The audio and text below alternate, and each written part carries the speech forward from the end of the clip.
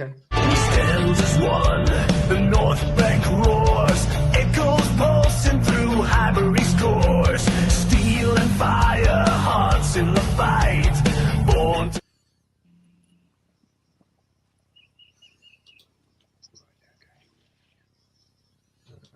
If Arsenal lose this derby, it's not just 3 points, it's bragging rights, momentum, and a psychological damage. I'm not ready for Spurs fans on Monday morning. Let's talk about it. Smash the like, subscribe, and if you hate losing to Spurs, drop your score predictions in the chat now. What's going on, people? Welcome back to In the North Bank. If you're new here, this is the home for real Arsenal fans. Real reactions and zero PR answers. Smash the like, subscribe if you're tired of fake positivity, and drop your score predictions in the chat right now because we're about to get into it. So before we go any further, guys, I've got to introduce my co-hosts. On the top line with me, as always, is the man, the myth, the legend, knows all his numbers and everything else. Statman Rich, how you doing, mate? Brilliant, mate. And yourself? Yeah, not bad. And down the bottom, who's put himself on mute, so if he could take himself off mute, that would be brilliant, is the man walking his dog, Brian. How you doing, mate? Hey, what's up, guys? You know, doing my multitasking thing again. Haven't done that in a little bit, so I figured I'd try and at least be a little bit productive and try and spout off some BS about football. Well, but you're in the right place, mate. Right, let's get on with this. Let's crack on with this because this is obviously a review for the Spurs Arsenal North London derby tomorrow. It's a must-win, or is it a manageable loss? Does this define our season, Richard? I think it does because of where we are. We'll know what City have done against Newcastle, and we could have a chance to go 8 points clear or 5 points clear. At the end of our match, I think it could define our season. Do you agree, Brian? Does it define the season? I mean, yeah, yes and no. Yes and no. And I know that kind of sounds like a cop-out. I will say that, this whole idea of one game defining a season, like, I don't like that because there are 38 games to a season. And so, your entire performance is really what matters. With that being said, because we have had, the lead that we have over the season, and the gap keeps dropping and dropping and dropping. If this is one of those things where we drop points here, then I think it could be indicative of what the season was as a whole, but I don't think this game specifically defines our season. Okay, that's cool. I get where you're coming from. You've got to remember as well, we've just dropped 4 points against two teams, Brentford and Wolves, who we shouldn't have dropped points against. You know what I mean? So that leads me to my next question. Is this a statement game? Brian, is it a statement game?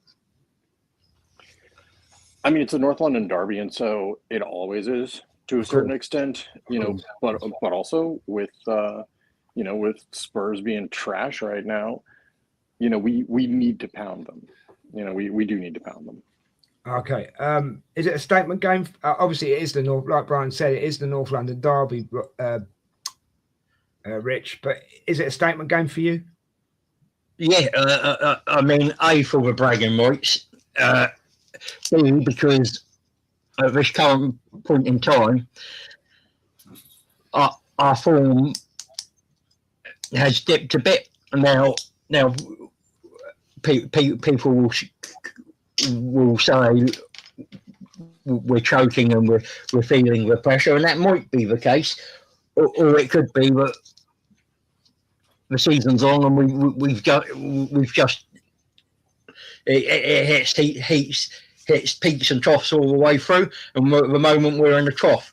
So to come to your local rivals, even if they're trash, and put in a big performance, says to City, we're not bottling this. We've had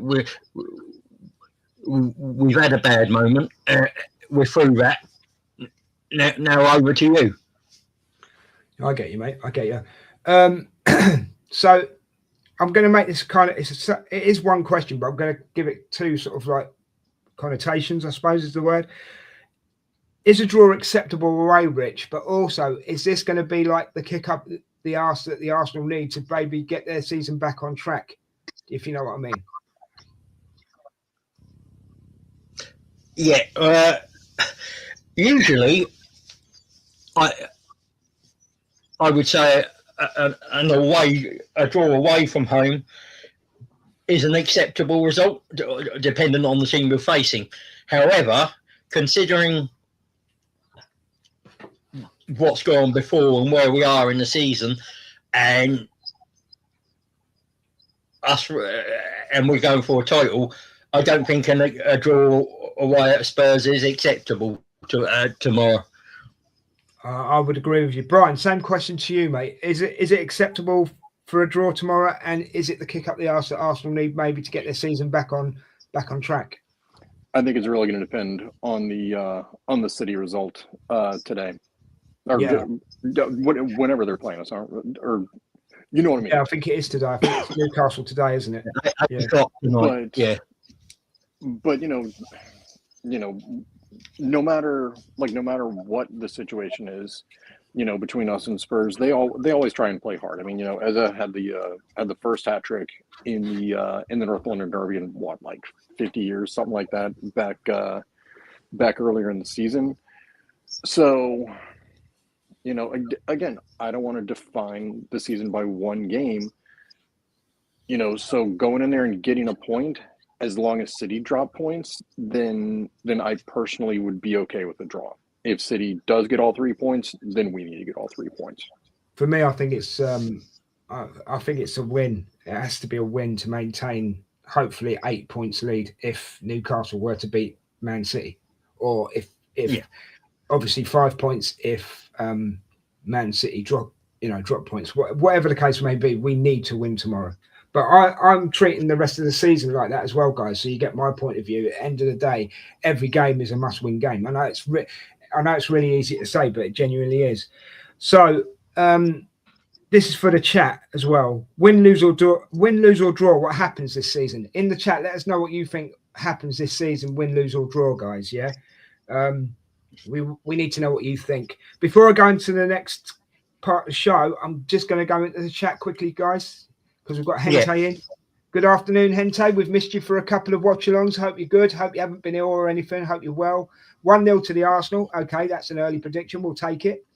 But same as always, the team has been challenged about their mentality, and there's no better place to answer those doubts than Spurs away. He's absolutely right. I absolutely agree with him on that. What do you guys think, just quickly? Well, supposedly they had a meeting yesterday, Thursday, and Declan Rice said it was like a come to Jesus meeting, and so hopefully that was the impetus for getting back on track. Yeah. What your thoughts on it, Rich? Quick. Yeah, I mean, it would, because derby games are always high intensity and can be frantic. So to go to Spurs, come away with a win, and it'll quieten the noise for a little bit, and it'll quieten internal nerves if there are any. Yeah, I get what you're saying. That's cool. Thank you, gentlemen. Okay, so if you're lurking and you want to join the chat and you enjoy the chaos, please subscribe to In the North Bank and come and join the chat like Hente gives his opinions, does it all the time. Come and do that and we'll talk about it. This is a channel where you can speak openly. You don't have to be, for example, if you're an Arteta out, let us know you're an Arteta out, and we'll talk about it. If you're an Arteta in, I'm just using it as an example, and we'll talk about it. But anyway, we're going to move on now to.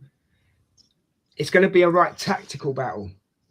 Richard, because you like the tactics, I'm going to come to you first with the first question, if that's okay. Yeah.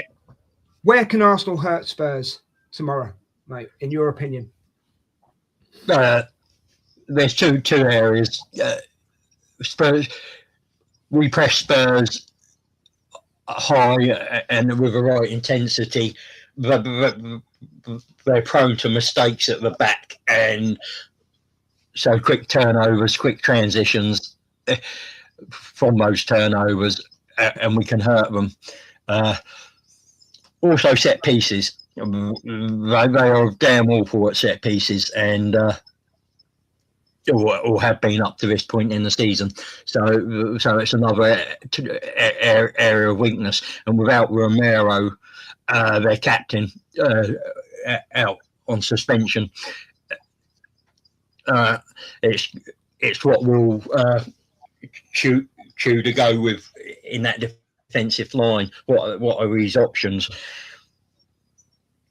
Yeah, that's cool, mate. I get you on that. What's your thoughts on that one, Brian? So basically, the question again: where can Arsenal hurt Spurs in your opinion tomorrow, mate? I think, we need to get the ball. We need to get the ball to Gyökeres more. Like Richard was saying. I agree on that.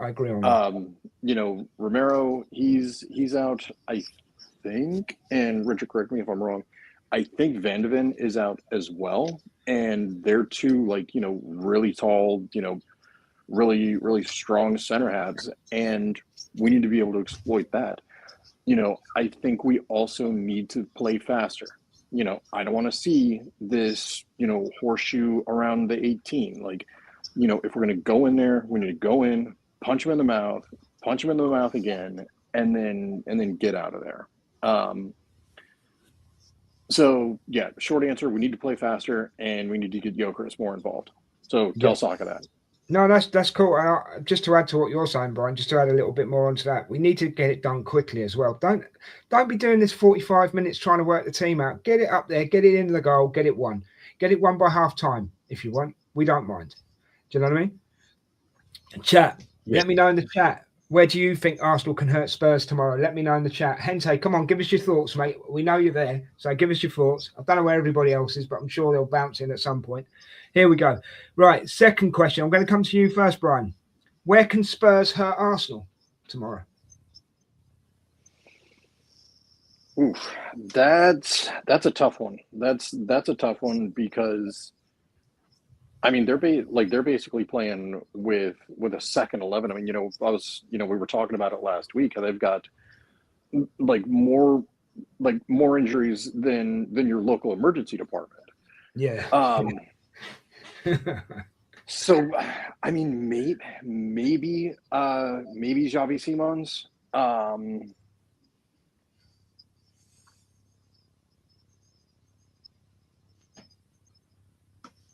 You still there, mate? Oh no, we've lost Brian for a second. Look, I'll put the same question to you, Richard, unless Brian. I'm sure Brian will try and come back. Where can Spurs hurt Arsenal, mate?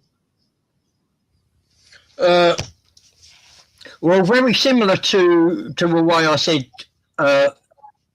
we could hurt them. Tudor likes high intensity, high pressing teams, and we saw against Wolves if we're pressed and we're not, our passing goes astray. That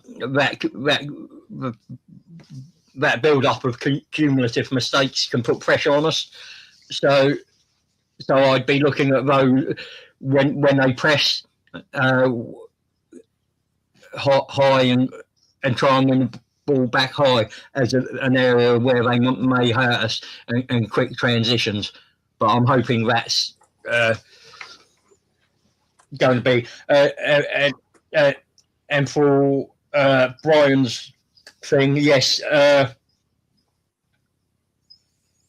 he is still still out, Van der Ven. He was out for 4 to 6 weeks. We lost you there for a second, Richard. That's all right. That was Pedro Porro. Yeah, I was gonna say everybody for Spurs is out. I'm sorry for having to drop off there for a second. Yeah, that's all right. Yeah, like I was saying, I really don't know where they can hurt us, and I mean that's why they're 16th, 17th, whatever the hell it is in the table right now. Like that's why they're down there. Yeah, but we thought we were going to get, for example, we thought we were going to get 3 points against Wolverhampton, but Wolves, but we didn't. You know, I mean, it's a total guessing game, isn't it? To be honest, yeah. You know, I mean, yeah, but I think it's two different types of things, right? I think that with Spurs, they're starting to get dragged down into a relegation battle, and so they're playing for that. At this point, the bag of smashed assholes, they know they're going down. Yeah, and they're basically playing for pride, at this point, and it's different. Like it's really, really different playing for pride and trying to knock somebody off, whereas trying to play to not get relegated. Because if you're playing to not get relegated, then you're nervous, you're tight. You're gonna basically try not to screw up. Whereas if you're playing for pride, you're like, hey, fuck it, let's go out and try some shit. And that's I feel that's the way that Wolves came out in the second half. They were pressing because they had no impetus not to. Yeah, of course, I get that. So Hente's got a question in a minute, but I'm just going to finish this section. One key duel decides the game. What do you think on that, Brian?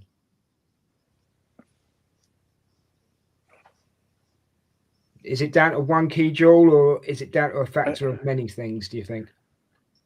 I mean, I think it's down to a factor of many things because, like I said before, Spurs doesn't have anybody from their starting 11. If they had Kulusevski, I would say Kulusevski versus Calafiori. But they don't. They don't, and so I'm certainly not trying to underestimate them. Yeah, but I don't see where a single point of failure could be between us and them. Okay, that's cool. Same question to you, Richard. What's your thoughts on it? Is it down to one key duel, or is it a factor of a few things, or many things, or whatever? I think midfield is key, and then how we deal with whatever attackers they have on the pitch. It's what will Saliba and Gabriel be at the top of their game, or and those are at both ends of the pitch. To be honest, it's defensively and offensively. Will they be at the top of the game? Because I think that is where we can get some joy as well. Spurs are offensive, all right. Right, so I've got one more question before I go back into the chat, just quickly. Man, that was a good joke. How are y'all not going to laugh at that? Because I'm on a time scale and I'm trying to be professional. No, I'm joking, bro. I'm joking. No, it was good. It was a good joke. Yeah. I will go into the chat in a minute, guys. Just 1 second. You got to remember as well, guys, in the chat, review shows are done slightly different to the watch along. Usually I just slap the message up and we read it, whatever else. But there's a bit of a structure here today, so I will get to your comments, I promise. But the next big question, I'm going to come to you first, Rich. If Arteta gets this wrong, we're in trouble. Is that right? Yes. I mean, that's the simple answer. I'm more looking at we've had a few draws lately. Has he got the team psychologist involved? Because I don't think there's necessarily a weak mentality, but a team with a winning mentality, a champion's mentality, deals with these blips and issues differently, and goes into games with a different mindset. So yeah, I think he's got to get the balance of team structure, chastising, picking the team up, and how he goes about that. So he's got to get that all right. It's not just team selection. It's how do you castigate them for the for poor performance, or do you put your arm around them and say, look, we know it's not acceptable. You know you can do better, and give them a bit of love. It's knowing which way to go, isn't it? Yeah, and only Arteta will know that as well. Brian, your thoughts on that one, mate? If Arteta gets it wrong, are we in trouble? No, we're not in trouble. Like, City still needs to win. City still needs to win 2 games, and for us to lose 2 games, for them to overhaul us. I mean, we're what, 5 points ahead right now? Yeah. So they need six more points than we get to get ahead of us. And I think this whole idea of, you know, being in trouble over 1 game, like that's very reactionary. It's very much indicative of, and Richard, I'm not meaning to shit on you here because you know, we're cool. But yeah. I feel like a lot of people in our fan base, you know, are very Chicken Little sky is falling over like 1 slip up. It's 38 games in the season. Yeah. And so, you know, you're not going to get everything right. Not even like the Invincibles. We had, you know, 12 draws during that season. Yeah. Nobody's going to get it right 100% of the time. Yeah. Now, if we do go on, you know, a losing streak, then okay, we can ask some questions. But as of right this second, no, I don't think we are. I don't think we should be in trouble.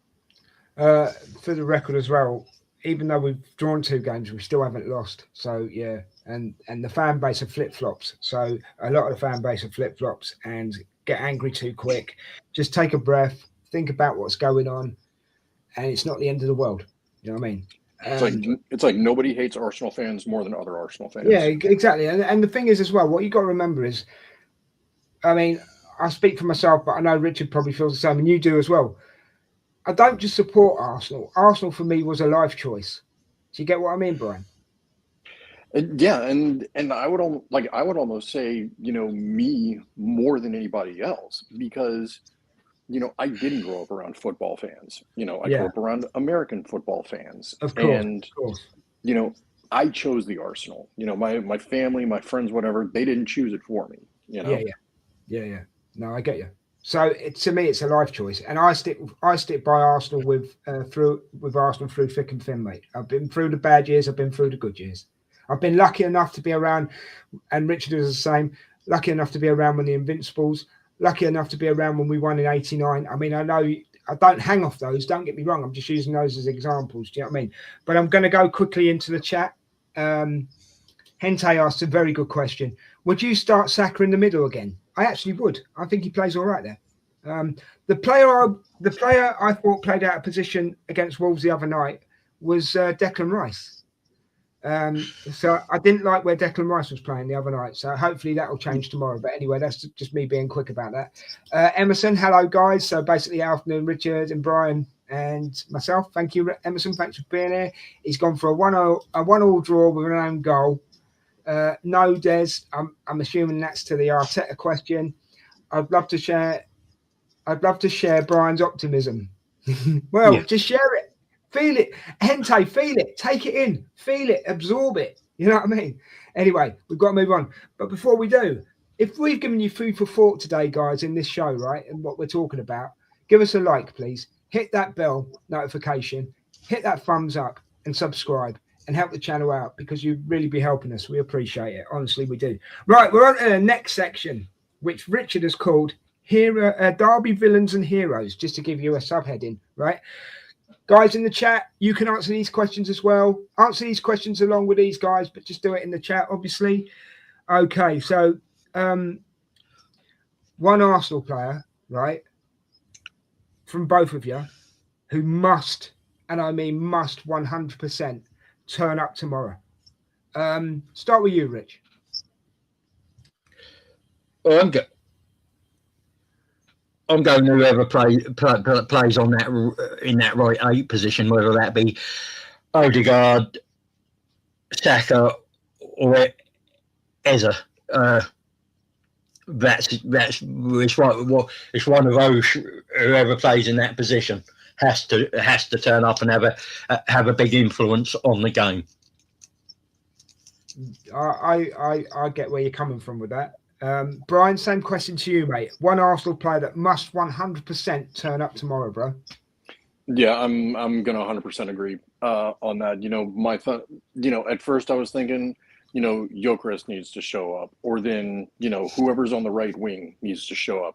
One of the forward line needs to show up. But games aren't won in the front 3. Games aren't even won in the back 4. Games are won in the midfield. And if your midfield shows up, then you're going to do okay. And, like we've said before, Gyökeres thrives off service. And if he's not getting the service, that's not his fault, So, Short answer, yes. Whoever's playing the right 8, they need to show up. Yeah. Okay, that's cool. That's answered that one. Okay. Chat, let us know what you think. The player that needs to turn up 100% tomorrow, put it in the chat, please. Thank you. Okay, obviously we have to flip the coin, guys. One Spurs player, put my teeth back in, sorry. One Spurs player you're worried about tomorrow. Is there one? I'll come to you first, Brian. I mean, I don't even remember who the hell is playing for Spurs right now. I'm not going to lie.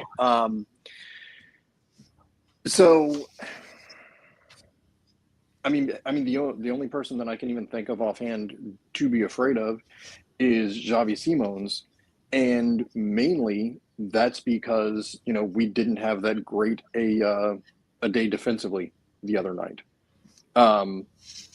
And I want to put out my typical David Raya hate, because he should have 100% called that ball in the area. We want to talk all the time about him saying, oh, he's great with crosses and he commands the area. No, he fucking doesn't. We saw that. But now that I'm off that rant.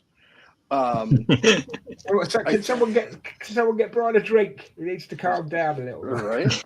It's 11 o'clock over here, so it's not that early.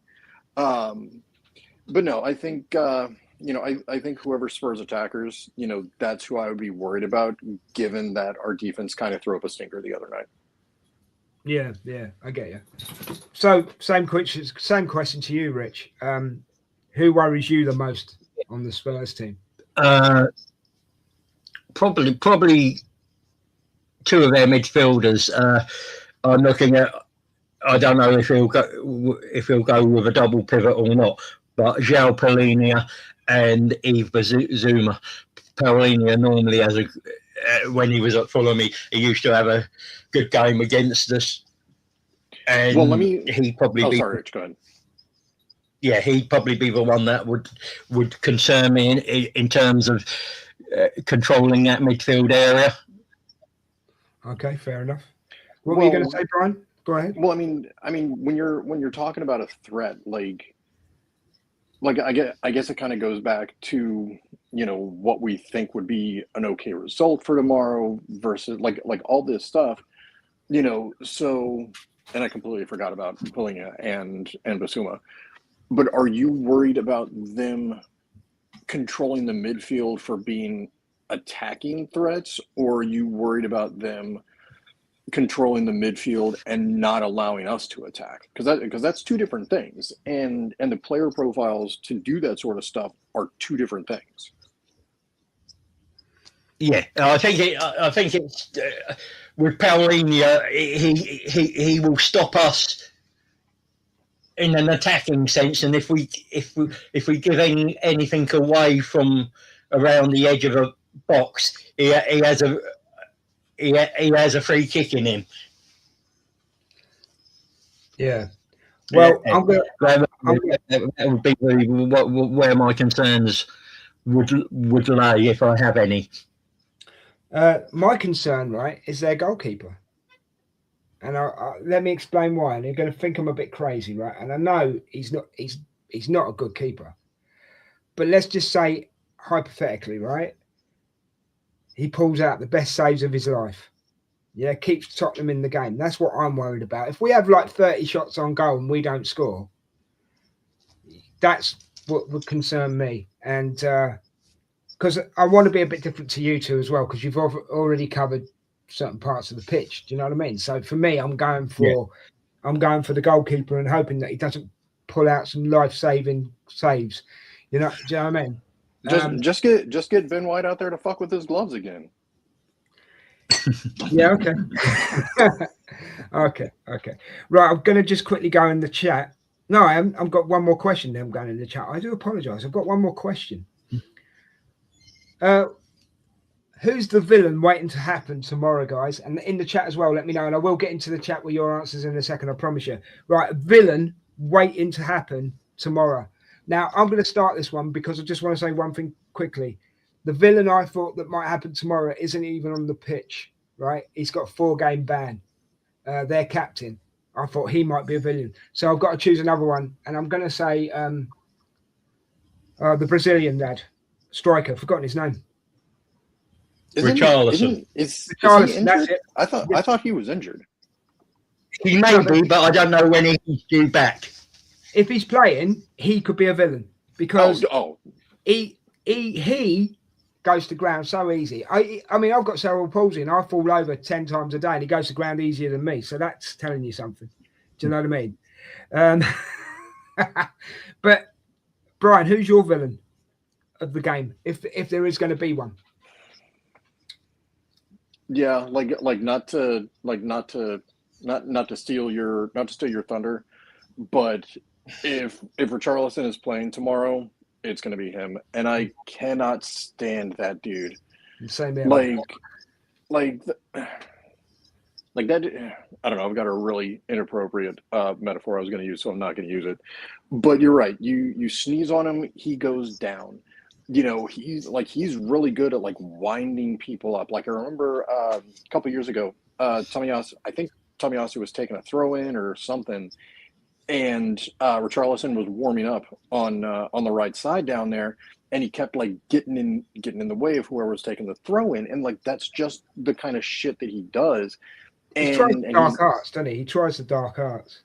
Yeah, and because of that, he might be able to get us out of our heads and kind of bury one that they don't deserve. Yeah, that's what I thought. That's genuinely what I thought. Richard, I'm going to say I'm going for Peter Banks because again, Peter Banks, who's refereeing. My man. The referee, fair enough, right? Cool. Yeah, and for exactly the same reason Brian's there, Richarlison theatrics rolling around in the penalty, and Banks giving a penalty. Now, we've got a reasonable record with him in charge, but our away record with him in charge is diabolical. Of four away games he's been in charge of us, we've drawn 1 and lost 3. Yeah, I get you. So we've won all home games with him in charge. So it's that would. Go on. Well, I want to change my answer real quick. I want to change my ansor because I thought we were looking at players. And I thought we were as well. That's why I went, ooh. So, no, my villain of tomorrow, and it's already guaranteed, Thomas the Frank Engine. Yeah. Because I'm not going to be able to use his nickname, and Tottenham were sucking ass underneath him, So, now that they got a new manager and, he decided to go off to like whatever train shed it is that they all go into, he's not going to be there. And so I think he's going to be the villain of the day tomorrow. Fair enough, mate. I'll let you have that one. Okay, guys, in the chat, who are you most terrified of in the Tottenham side? Let us know in the chat, will you? Right, I'm just going to quickly go into the chat again, mate, before we go on to the next bit. So we've got Emerson says, hero will be Gabriel M, and Eze or Odegaard to stand up, and Simmons or VDV. Yeah, Van der Ven. Good shout. Hente's putting some very long answers in today. I quite like it, actually. I'm old school, and I think the defence has to show up. Let's then say Gabriel, okay, as I'm the one who thinks the games are won by attacking, but championships by defending. Fair enough, mate. Emerson agrees with me for the villain. Vicario, thank you. It makes more sense me saying it now. Thank you very much. Appreciate that. Hente, thank you guys for being here, by the way, as well. Thank you for your input and everything. Just to have different opinion, I'm going to say Vicario is the villain. Hey, I've got 2 for Vicario. I'm winning, lads. I'm winning. And yeah, he's happy that you're agreeing with him, Emerson. Hente is right. Okay, so we have to go on to the next bit, guys. This has been a great show so far. Thank you very much. Appreciate it. Hope you're enjoying the structure that we're doing it. We're trying to do it more question based, where you can answer, and obviously the lads on the show are giving their answers. Okay, so we are now looking at I don't know. We're looking at a possible meltdown if we lose here. I think I'm looking at here, guys. So if we lose this, right, who gets the blame? Is it the players? Is it the manager? Is it the fans?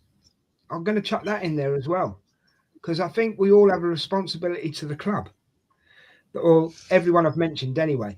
So who'd like to take this one first? Richard, I'm going to go with you on this one first, mate. Who do we blame? Is it the manager, the players, or the club, mate? I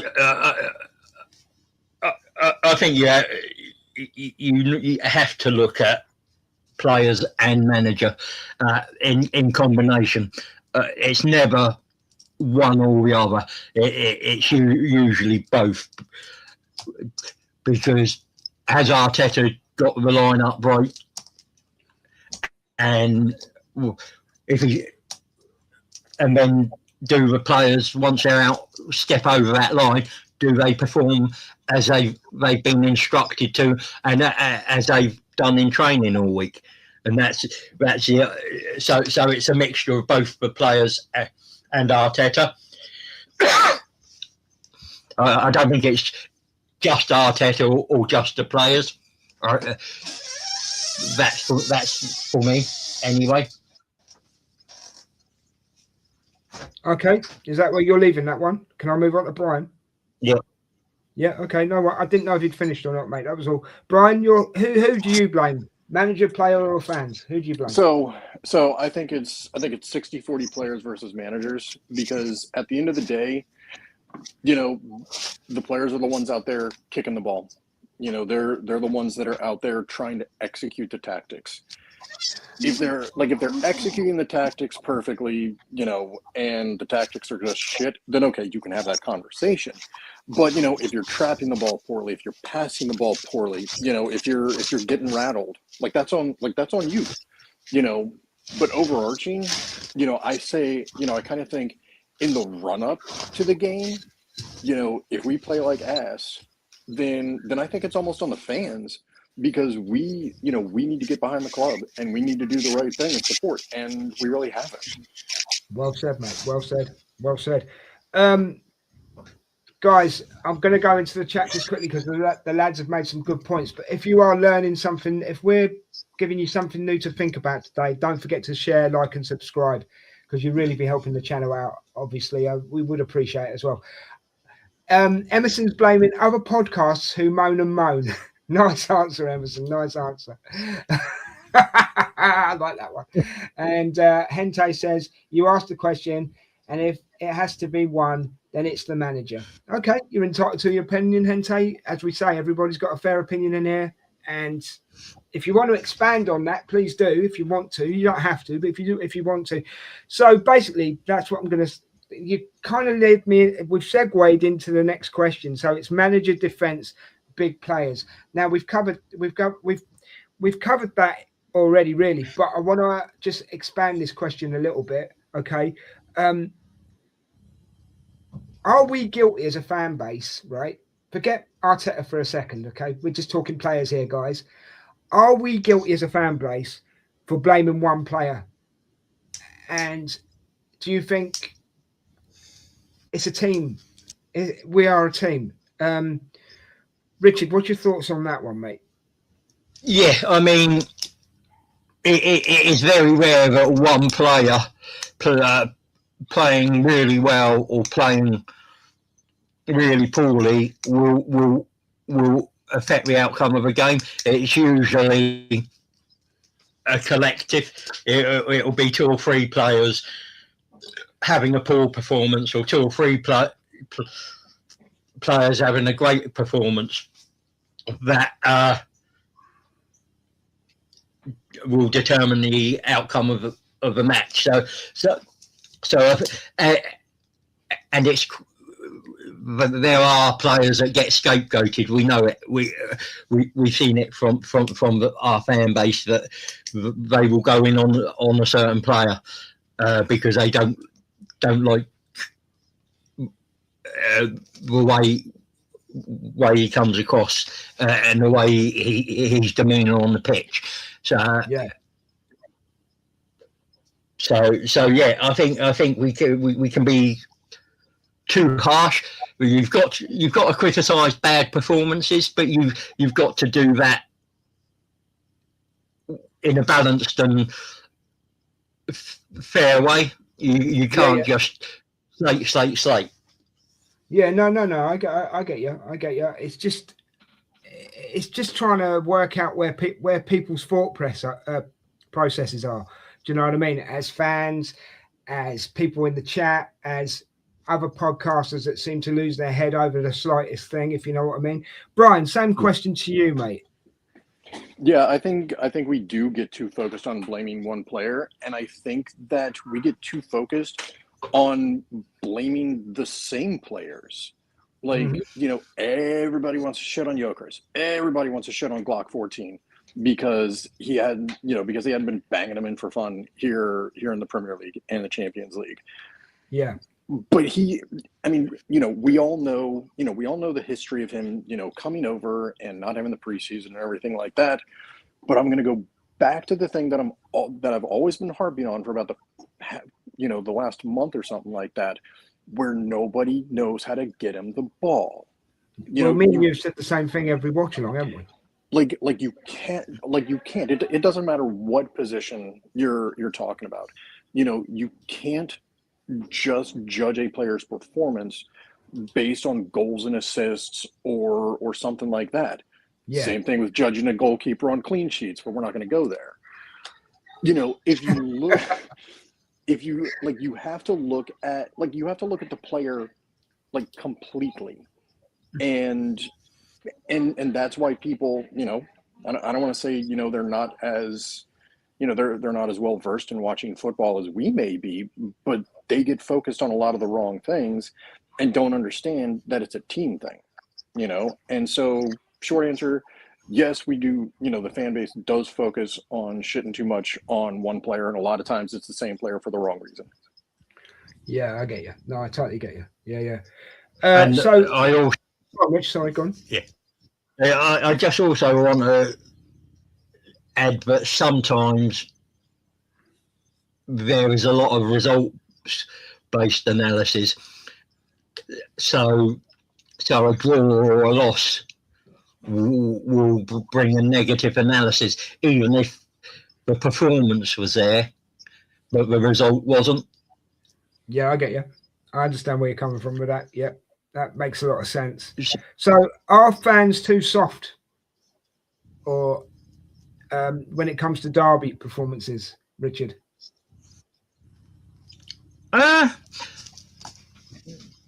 Actually, I think they're softer when it's not a derby game. I think they're more lenient because we all know that the players will be up for the game tomorrow because it's a derby, and we know they will be up for a game against Manchester City, Liverpool, the big teams. It's just the ones that we're probably softer on are the ones where you should get a result, and but don't get a result and performance. Right. Exactly. And they go a bit softer there. Your thoughts on that one, Brian? Are the fans too soft when it comes to derby games, or do you find it's Well, do you agree with Richard, or have you got a different look on it, mate? like how are we defining soft?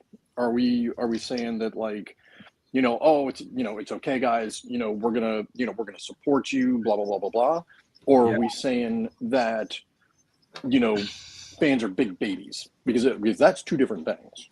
Yeah, it is, but it's your choice at the end of the day. I can't say whether we're talking about this or talking about that. It's what you think. Yeah. So it's how you see it. How you see it, mate. So I don't want to influence that in any way, shape, or form because it's your thoughts, if you know what I mean. I mean, just scrolling through Twitter and reading everything online that I have, and there goes Richard walking off again. I know he's doing. Yeah. No, I do think our fans are too soft. I do think they're too soft because, I'm not going to say we, because, myself, I know you, I know Rich, like, we're very pragmatic. We look at the big picture. We look at the long, at the long term. Yeah. But yes, like, there are a lot of soft ass Arsenal fans out there.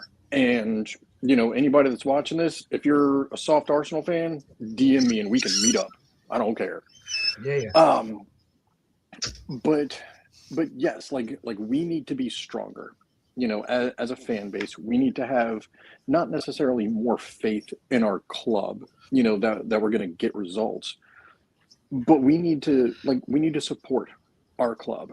I mean, there are football teams over here, American football teams. There are soccer teams over here that are hot garbage. And yet their fans still come out there and, looking at English football clubs in particular, like, we've been around since 1886. And, like, we are a part of the community. We are a part of people's lives. Yeah. And because of that, like, if you're an Arsenal supporter, be an Arsenal supporter. Yeah. I know that was. It's not complicated. It's not complicated. It really isn't. No. Yeah. The only person that complicates it is yourself. That's it. Plain and simple. Mm-hmm. Were you going to say something, Rich? Sorry. Yeah, I'm sort of in agreement on that thing, but we have to look at what the team have done over the whole season,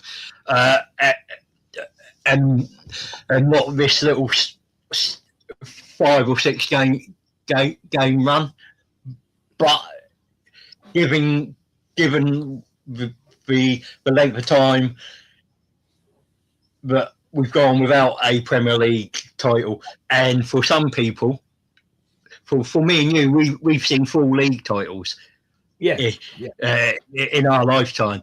For some fans, they've not seen the league title, or the last one they saw, the first and only one they saw was the Invincible one. So it's hard to say to them, relax. It will come, because you get they're driven by the banter from rival fans and the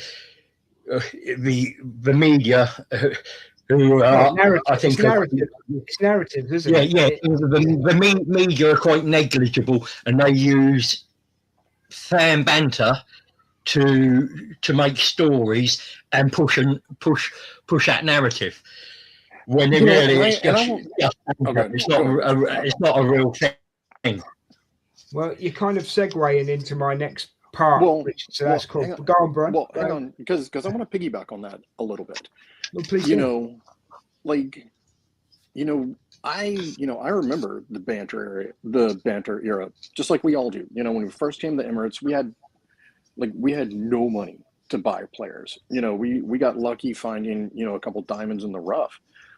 But, it was tough. It was tough. And, if we drop enough points and finish second, this season, we've still finished second in the toughest league in the universe 4 years in a row. And yeah, do I want a trophy? 100%. But am I going to base, my belief in the team or the manager or anything like that off getting silverware or not? No. Like, I am enjoying this ride. Like, I am enjoying, seeing everybody's tears, Gary Neville, like all of that. Like I want everybody to just enjoy this because it may not happen again. Can I just throw something in what you've just said as well, Brian? Right, and a lot of people are forgetting, and I'm going to jump into the chat in a second, guys. But what a lot of people are forgetting, and I don't mean people sat here or in this chat or anybody listening. I'm just speaking general. Yeah, we're still going for a quad. Yeah. Yeah. Remember that, guys. We're basically playing almost 3 games a week. Yeah, there's going to be burnout. We're getting to the end. We're getting to the nitty gritty part of the season as well, right? There's going to be burnout by players. There's going to be injuries. We're still going for a quad. Keep positive. Yeah. So if we win the Community Shield like next season, does that mean we call it a 5-bagger, or does that start next year's 5-bagger? Yeah, again, that's a narrative thing, isn't it? Again, that's a narrative thing, but the Community Shield isn't really a trophy. Again, that's banter from rival fans and the media use it. But with you on this, Des, you've got to think right up to March 22nd. Yep. 2 teams are in for the quad, us and Manchester City. Yeah, exactly. Come 6 o'clock on the 22nd of March. Only 1 team will still be on for the quad. Exactly, mate. Exactly. But I think a lot of our fan base are forgetting that. They're so focused on, we've got to win the Premier League. We've got to do it. They're not focusing on, we're going for the quad. And I'll be honest with you, right? I agree with Brian. Yeah, we have progressed from where we were, right? But if we were to lose the league, which touch wood, I hope we don't, but if we were to lose the league and win the Champions League, I'd be happy with that. Yeah? Because that's a rock off our shoulders as well that we haven't been able to attain for years. And everybody throws at us, you'll never win that. You'll never. In some ways, I want to win the Champions League over the Premier League because I've already done that, me personally.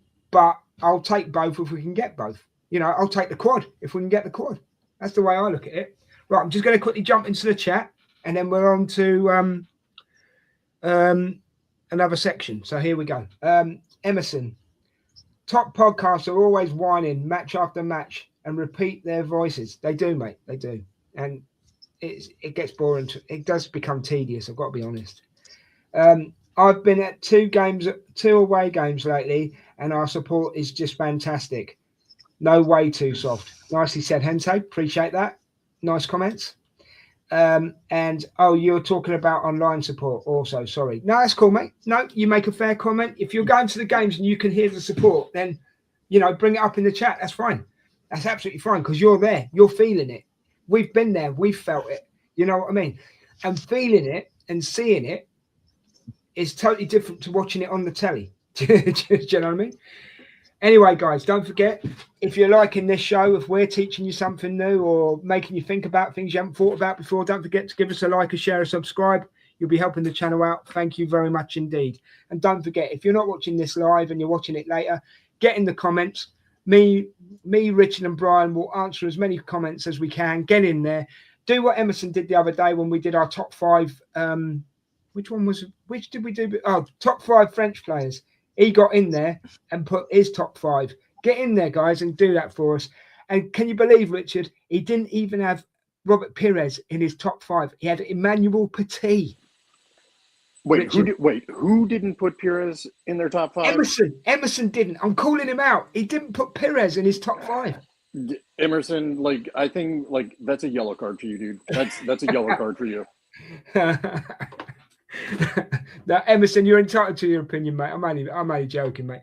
Right, okay. So we're going to go on to this one now. Does winning this game make our season? If we lose, are we walking into danger? Basically, remember, guys, it's one game. But I've got to ask the question because it's part of the show. Does winning this game, Richard, make our season, mate? Oh, we've lost Richard. Brian, are you there? Oh, cool. You're still here. Right, I'll ask you the same question. Hopefully, Richard will be back in a minute. So, does winning this game make or break our season, Brian? Take yourself on mute, bro. There we go. Hang on, Des. I can't hear you. All right, can you hear me now? We've got internet issues here, guys. I think. Brian, you there? Hello? Yeah, I can't hear you at all. Hang on. Okay. Right, guys, I've lost my guess for a moment. No, I don't think it comes down to one game. It comes down to we have to win every game. Hopefully, Brian and Nat will come back. So someone's got internet somewhere. It might be me, it might be them. I don't know. Hopefully, they'll join me back in. Sorry, guys, it was going so well as well. You all right? The gremlins, the blooming gremlins. Right, Brian's back. Let's see if he can hear me now. I can hear you now. Let me get you back on my earbuds. Oh, sweet. Okay, you got me now, right? Yeah. Okay, So there we go. Right. Hopefully Richard will be back in a minute, yeah. Does this game make our season? Does it make or break our season? I basically said while you were away, no, I don't think it does. Yes, it is and don't get me wrong, it is the North London derby. It's a big one, but we need to win every game now. Your thoughts on that, man? I mean, I'll go back to what I said before. One game does not make or break a season, right? Yeah. It's 38 games on the table. With that being said, we do want to win all our games, and so short answer, no, it doesn't. It does not make or break our season. I think the make or break our season attitude is going to be more from the fans and the pundits than anything. I don't think it's going to matter that much to Arteta and the players. They're still going to keep pushing. They're still going to keep going. Yeah. Welcome back, Richard. Just to fit in with what I've been saying, basically, does this game make or break our season? And what I basically said, and Brian's basically said the same. No, it doesn't. Don't get me wrong. It's important. It's the North London derby, of course, but we're in a position now where we're being chased and we have to win every game. So what's your thoughts on it, mate? Yeah, I mean, I sort of agree, but I'm also looking at what sort of does that do to the players on an internal basis, the mentality for them on another game where you drop points. Do they start questioning themselves or Arteta's approaches to these games? It's so not necessarily as a one-off, but a three or four games over the six game period. Will it be a cumulative knock-on effect? Yeah, I get where you're coming from. I do. I really do. I'm trying to look at it from all aspects, and the chat definitely is as well, because Hente says, personally, my personal think that it's a make or break. As I said, it's the mentality had been tested, and now it's time to show that the mentality is right. Good comment, Hente, to be honest. Brian, what do you think about that, about the mentality, before we move on? You there, Brian? Yep. I mean, I think that's a reasonable take. But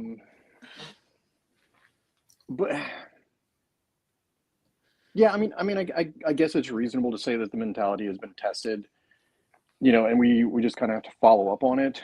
But, I would also say that these guys are professionals, and, they should, they should be able to, to focus on the game and, focus on executing in that moment. And if they get their heads ahead of themselves and start worrying about, what else can happen, 200 miles away at another game, then they're not thinking about the right thing.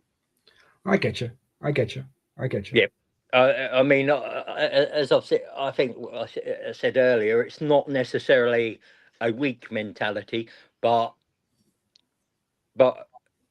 a team of winners and who have won things on a regular basis would approach this period and game differently. They won't go into the game and as soon as one pass goes astray, there wouldn't be that nerves and things about it. They would get on and move on and just carry on.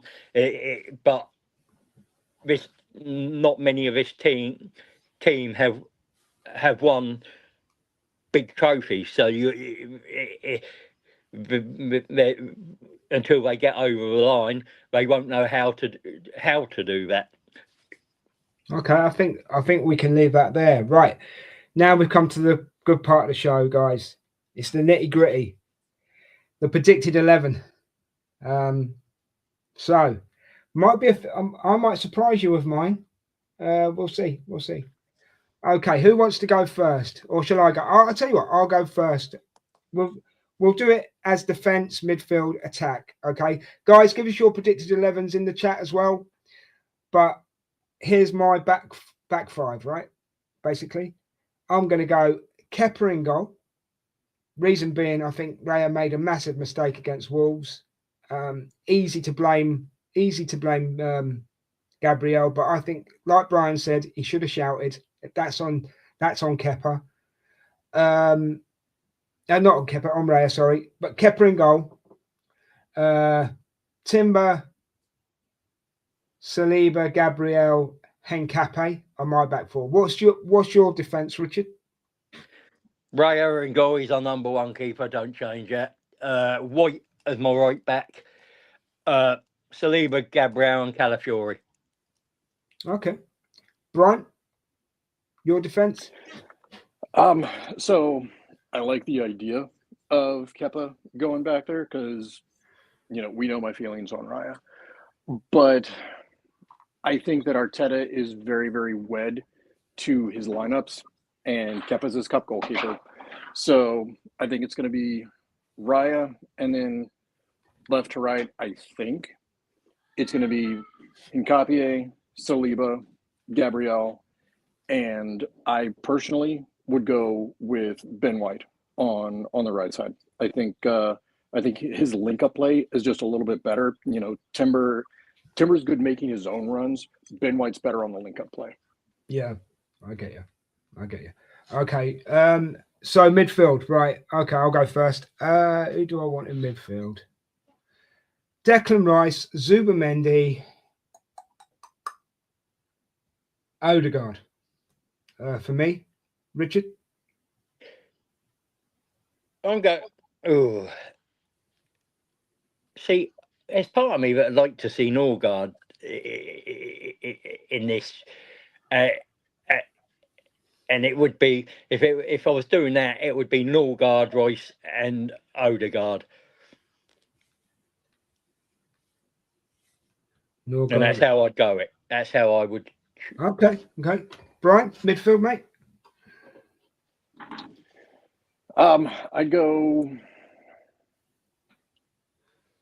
Like I like the idea of Norgard at the 6, but he's more of a big guy, You know, he's not gonna dictate play the way that Zubamendi does, and I think that, you know, Zubamendi has been, you know, the sleeper signing of the year for us. Most definitely. But I mean, definitely Rice at the left 8. No, you know what? I would switch up the lineup. I would switch up the lineup or switch up the formation, because everybody likes how Saka played on the inside, right? Yeah. And we want to get Madueke on the wing because he's been playing well. So instead of a 4-3-3 with a single pivot, you play a 4-2-3-1 with a double pivot.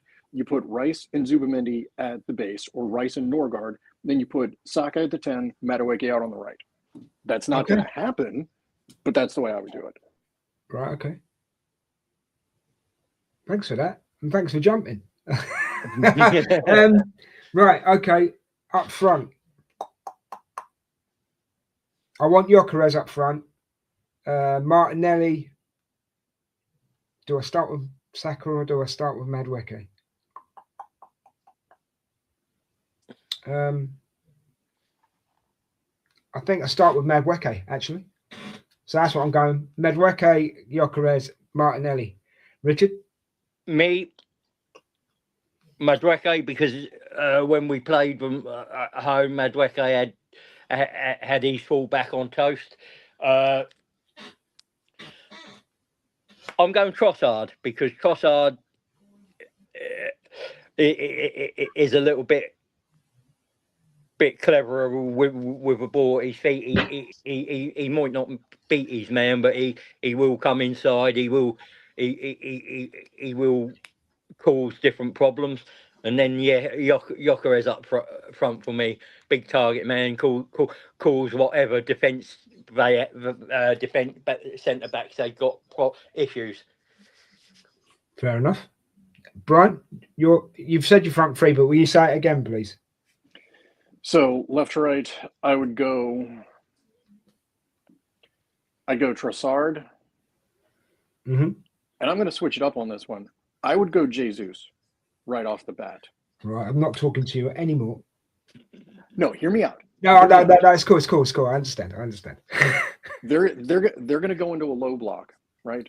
And you need somebody who's going to be able to dribble them out of position. And in a low block, Gyökeres isn't going to have the space to run in behind and make the runs that he likes to do. Yes, that is exactly how a low block works. I saw that look. But I would go. I'd go. I know you know how you know how a low block works, mate. It's absolutely fine. Yeah. It's absolutely fine. Don't worry. I mean, my only caveat would be that if Havertz was fit and available for the game, I would have started Havertz. But that would be my only. Yeah, I will agree. I definitely agree with that. If Havertz was fit, yes. Sorry, Gyökeres. As much as I want you to bang him in the back of the net, I would have started against Spurs. I would have started with Havertz. Yeah, totally. But yeah, I mean, like going across the front, Trossard on the left, Jesus at the 9, and then Madueke on the right. Right, so I've got to jump into the chat one more time. But if you're enjoying the build-up that we've done here today for the Spurs Arsenal game tomorrow, obviously we're going to be doing a watch along. Don't forget to subscribe, hit the like, hit the notification bell, come and join us because we have a great time doing it. Hopefully Brian will be there, Richard will be there, I'll be there, and maybe a couple of others. So we'll see how that goes. But we're here for real Arsenal fans, and to be honest, that's what we do the watch-alongs for. It's not for our benefit, it's for the fans' benefit. And these are the people in the chat that join us in the chat. If you're part of it in the Northback community, welcome. Thank you for joining us. And whenever you're watching this, leave your comments. But yeah, just going to jump into the chat one more time. And then we're nearly to the end of this one. It's been a great show, by the way, guys. Have I already read that one? Yeah, I have. Right, so it's Hente's next one that I've got to put up. Here we go. So Hente says, I also personally don't like the narrative of 12 cup finals left in the league, as that's too much of finals for any team. I agree. Emerson's left out Saliba, but he meant to put him in. but he's gone for Raya, Henkape, Saliba, Gabriel, Timber, Zubamendi, Rice, Eze, Martinelli, Gyökeres, and Saka. That's his lineup. Oh, Retro, thank you for joining us. You should have got here earlier. You would have answered loads of the questions, mate. You still can. You still can if you want to. Let me jump in on Hinte's question. Yeah, quick. which one? Which one, mate? Or when the cup finals. I apologize. Do you mean the cup final one? I don't think it's 12 cup finals for us. I think it's 12 cup finals for our opposition. Right. Okay.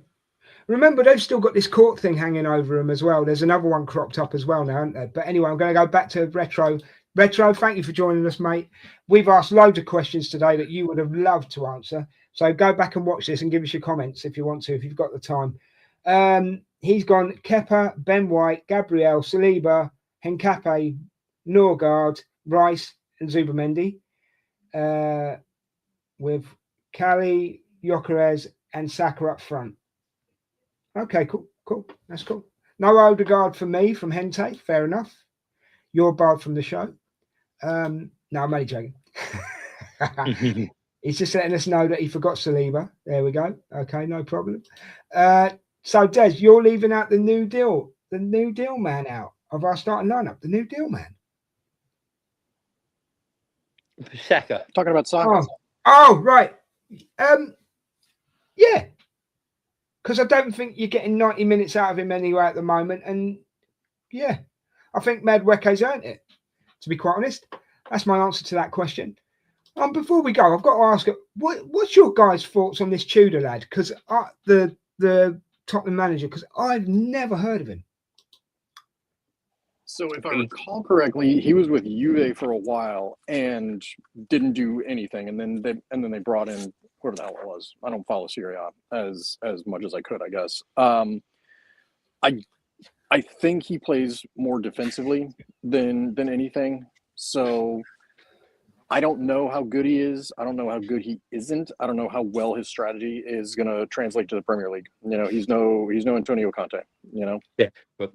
Yeah. Well, I've done quite a bit of digging and watching. He's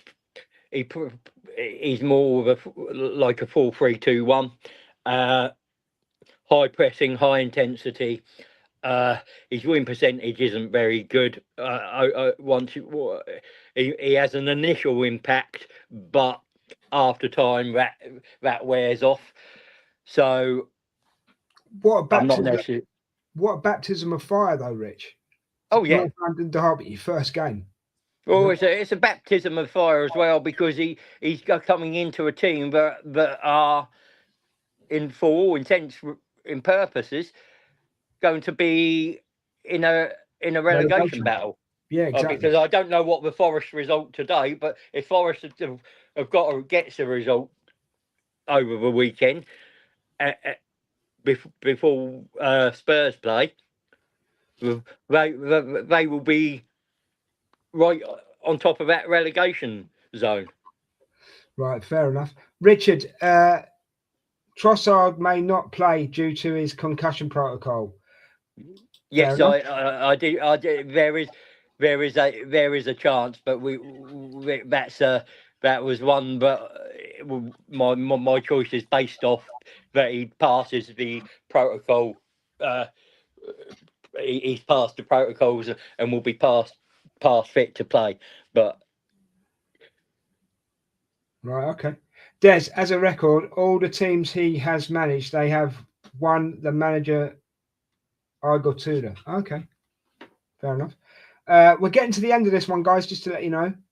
And Retroholics come back with one. Don't think we win the league regardless. Some of the stuff these players say is stupid. Rice saying drawing and playing not to lose is not title winning mentality. Again, it's a lot of people talking about the mentality today. For me, we need a new manager inside that. No, we don't need a new manager, mate. I'm going to respectfully disagree with you on that one. Guys, do you want to come back on that one? And I'm gonna piggyback on that. Trying not to lose away was good enough for Fergie. Yeah. The question of a manager depends on what happens in this season. If you go from being in the quad to picking up no trophies, I think there's every right to question whether Arteta should stay on.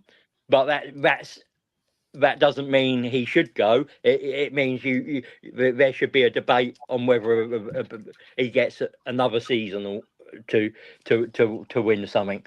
If he wins two or three trophies out of a quad, I think again it depends on what those trophies are, what that debate then looks like. So, but it's not a straight. He has to go right now. Fair comment, Richard. Right, guys, we have come to the end of this one. So I want to thank my we just got the score predictions, haven't we? Oh, have I missed that? Oh, what a crap host I am. Sorry. Score predictions, please. Yes, sorry. Go, Richard. Go ahead. For me, I've gone 3-1 to us. Okay. Brian, score prediction, mate.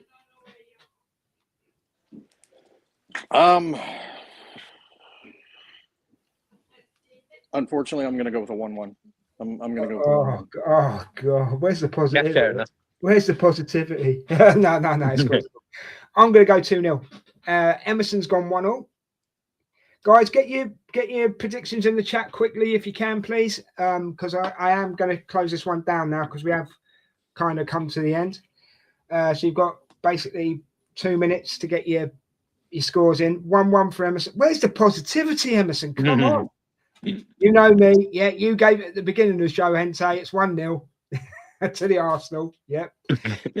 Right. Before I do end this one, obviously I've got to thank my guests. Been a great show, guys. Thank you very much for being on. Richard, thank you as always. Everything you do, mate. Always a pleasure, mate.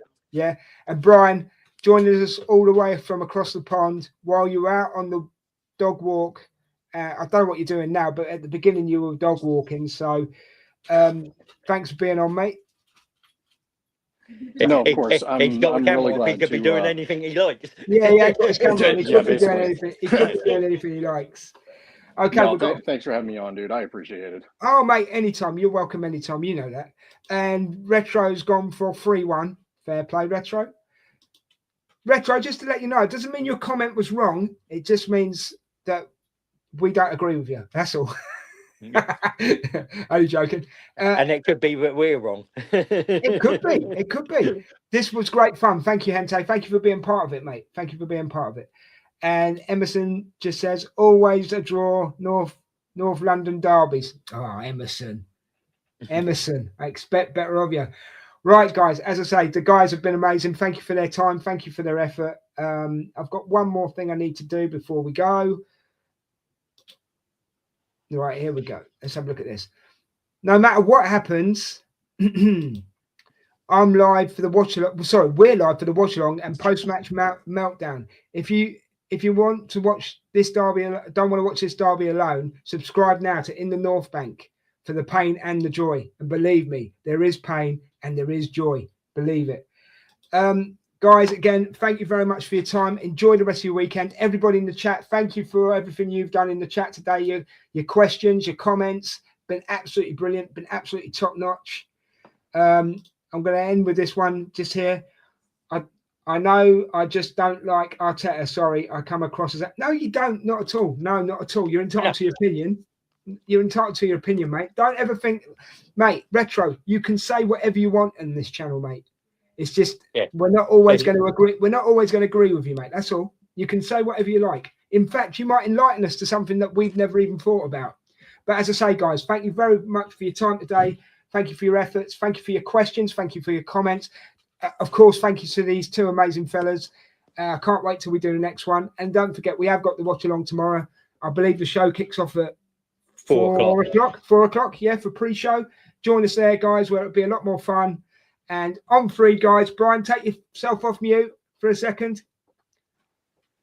1, 2, 3. Come on, you Gunners. Come on, you Gunners. Peace. We're out of here.